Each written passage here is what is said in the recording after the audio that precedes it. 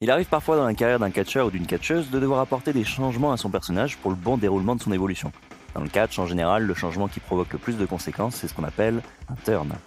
Un turn, c'est quand un catcheur passe, et là je mets des grosses guillemets, de gentil à méchant, on parle alors de heel turn, et inversement, de méchant à gentil, avec un face turn.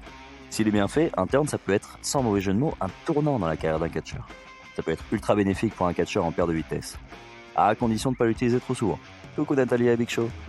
Dans cette vidéo, je vous propose de voir ensemble les 5 catcheurs de la WWE qui, selon moi, doivent effectuer un turn cette année.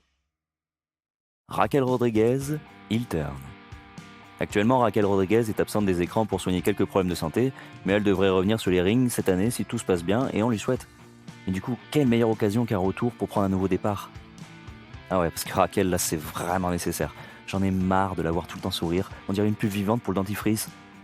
Raquelgate, pour ceux qui n'ont que leur sourire pour briller. Moi, je veux le retour de la Raquel dure à cuire, celle qui rivalisait avec des Yoshirai ou des Rhea Ripley. Et pas la Raquel toujours associée à un poids plume pour jouer les gardes du corps. Non, parce que cette manie d'être tout le temps en équipe, c'est bon là. Elle est 3 fois championne par équipe, avec 3 partenaires différentes. On dirait mon pote qui sait pas rester célib et qui sort toujours avec la première venue. Bah forcément, tu tires pas toujours le gros lot. Ou si, justement, tu tires toujours le gros lot, ça dépend comment tu comprends cette phrase. Puis même pour le bien de ses partenaires, faut qu'elle arrête d'être en équipe. Hein. Elle a l'air de porter un peu la poisse quand même, la Raquel. Allez, pour repartir en solo là, ou au pire avec Zelina comme manager si jamais c'est pas encore ça pour les promos. Il est temps d'exploser, de pas être un autre Rodriguez au potentiel gâché.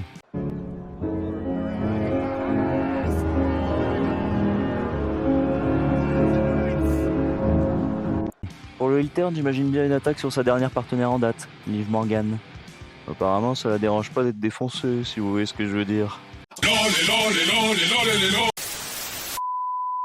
Robert Roode, face turn.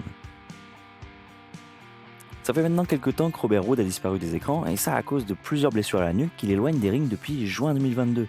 Depuis, son pote des chiens sales, Dolph Ziggler, a quitté la WWE pour aller s'amuser un petit peu à droite à gauche, pendant que lui est resté et a démarré une carrière de booker. Mais le catcheur canadien n'a jamais officiellement annoncé sa retraite des rings, de quoi peut-être espérer le retrouver cette année. On a déjà vu plein de catcheurs revenir miraculeusement de ce genre de blessure, alors espérons pour lui aussi. S'il était amené à être de nouveau médicalement apte pour un retour, je pense qu'il faudrait garder le secret et utiliser ça pour une storyline. Je vous partage celle que j'ai imaginée. Père Catcheur, raconte-nous une histoire. Père Castor, raconte-nous une histoire.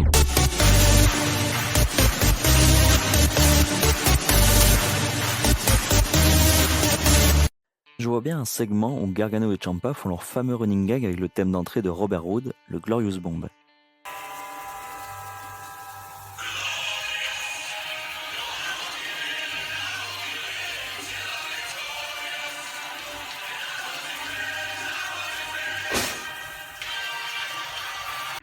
Mais là, Gargano et Ciampa remarquent que Roode n'a pas l'air d'aller bien. Ils essaient de lui parler, mais Roode fuit la discussion. Commencerait alors une storyline où DIY essaie de se rapprocher de Robert Roode, mais il refuse qu'on s'inquiète pour lui et qu'on lui apporte de l'aide.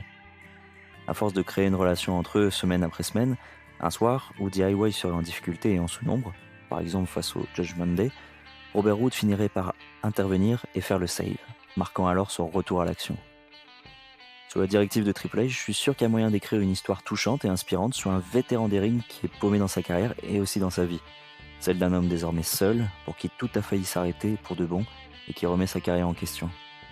Peut-il encore continuer? Ses belles années sont-elles derrière lui? Est-ce qu'il a été aussi glorieux qu'il le prétendait? Peut-il encore l'être? Est-ce que son corps va le lâcher à nouveau? Et surtout, est-ce qu'un titre de champion du monde est encore possible pour lui, qui approche de la cinquantaine? Moi, tu me parles pas d'âge. Pour donner ma ligne directrice, ce serait une histoire dans l'esprit du film The Wrestler, et semblable à celle d'Hangman Page chez AEW. En tout cas, sur le plan psychologique. Ah bah attends, connard, c'est notre idée ça hein. Bon, voilà, peut-être que Robert Roode ne sera jamais champion du monde à la WWE, mais je suis sûr qu'il y a encore une dernière belle histoire à raconter. Ricochet, heel turn. Depuis son arrivée à la WWE en 2018, Ricochet a toujours été face. Et faut dire ce qui est, c'est la victime de tout le main roster. Victime, victime, victime, victime, victime, victime, Non, s'il vous plaît, non. Sérieux, même ses partenaires le maltraitent. Depuis ses débuts dans le main roster, Ricochet, ça enchaîne les dérouillés sur le dérouillé. Il commence à avoir un passé plus triste que les plus grands méchants du cinéma.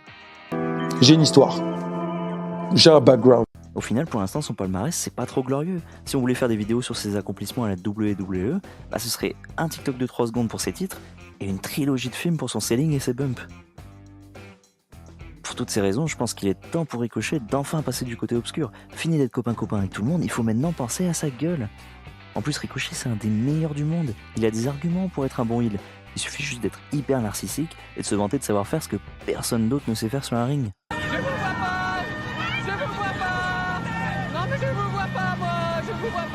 Il faudra sûrement travailler sur les promos, mais vous savez qui est plutôt doué avec un micro? Sa petite amie, Samantha Irvin, l'annonceuse du ring. Je trouverais ça plutôt fun qu'à chaque entrée de Ricochet, elle en rajoute des caisses avec des listes de surnoms ou d'adjectifs abusés. Et maintenant, mesdames et messieurs, le seul et l'unique, le mec le plus beau, le plus charismatique, l'homme qui a la plus belle femme de l'univers, et qui fait des doubles moonsaults dans le lit, si vous voyez ce que je veux dire.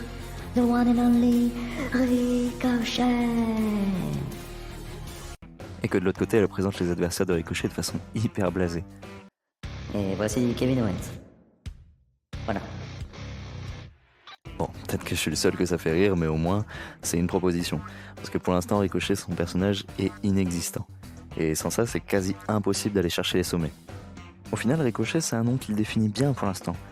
Les ricochets, c'est sympa à regarder, ça peut être impressionnant, mais c'est pas juste ça qui va te faire de toi une star. Ouais, je sais, c'est profond. Zoey Stark, face turn. J'apprécie pas vraiment ce que Zoey Stark est en ce moment. Pour moi, ça marche pas du tout en heel. Surtout avec un nom comme le sien, quand tu t'appelles Stark, tu peux être que babyface, sérieux. Lorsqu'elle s'est retournée contre Trish Stratus, pour moi c'était le bon moment pour redevenir babyface et partir en solo. Mais non, et elle est maintenant associée à Shayna Baszler de façon tout à fait random. D'ailleurs, laissez Shayna en solo aussi, par pitié, c'est beaucoup mieux.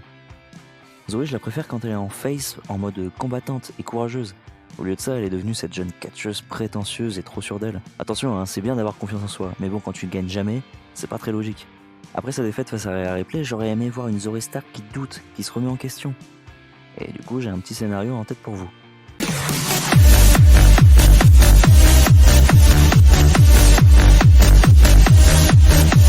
Après cette réunion de Shayna, je la vois bien enchaîner les bonnes performances face à des gros noms, mais toujours échouer. Ça lui permettrait de commencer à se remettre en question. Au bout d'un moment, elle mettrait son ego de côté et elle partirait à la recherche d'un mentor, d'une personne qui pourrait l'aider à évoluer, à s'améliorer pour devenir la meilleure.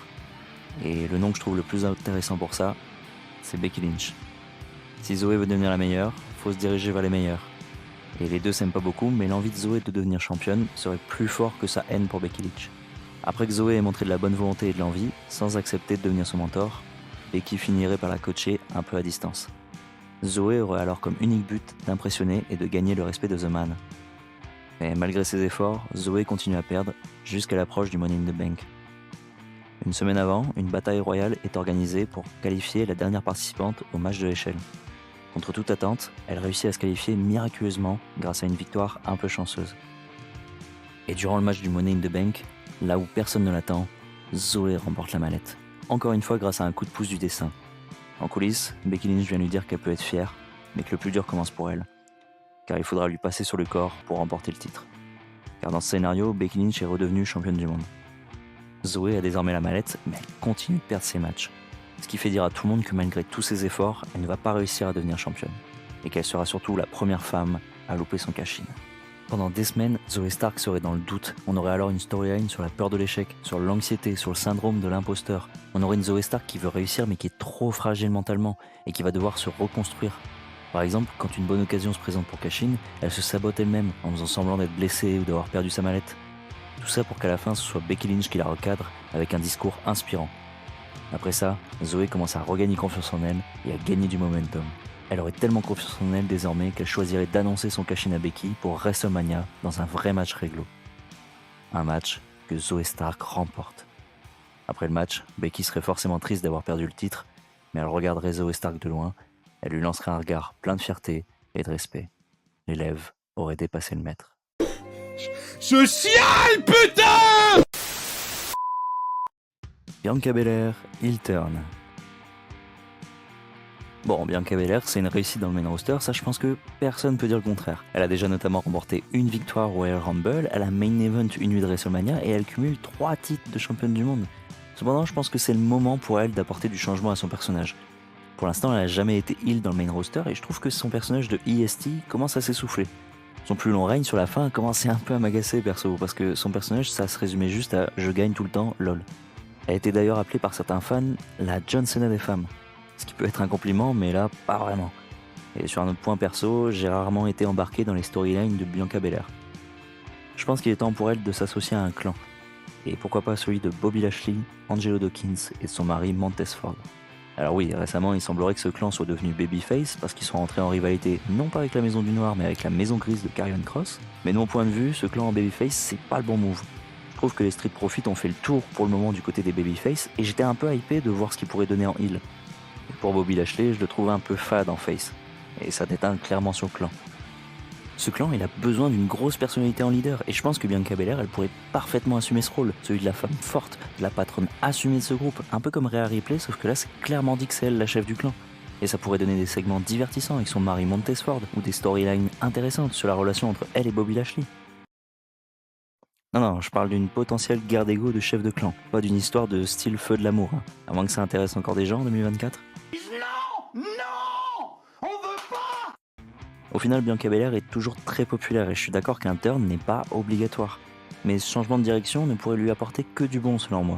Elle n'aurait pas forcément besoin d'être une heel pure et dure, mais plutôt une sorte de twinner, ou twinneuse, comme vous voulez. Et je pense qu'elle peut être adorée des fans, mais en même temps être total business. Pas d'attachement aux autres catcheurs ou catcheuses, et 100% concentrée sur faire de l'argent et gagner des titres. J'ai l'impression que je suis un peu en train de décrire un homme politique de droite, moi. Parce que c'est notre projet! Et voilà, c'était ma liste. Si la vidéo t'a plu, tu peux lâcher un like, t'abonner à la chaîne et n'hésite pas à me donner ton avis en commentaire et me dire selon toi qui doit turn cette année. C'était Blaige, la suite, à la prochaine vidéo.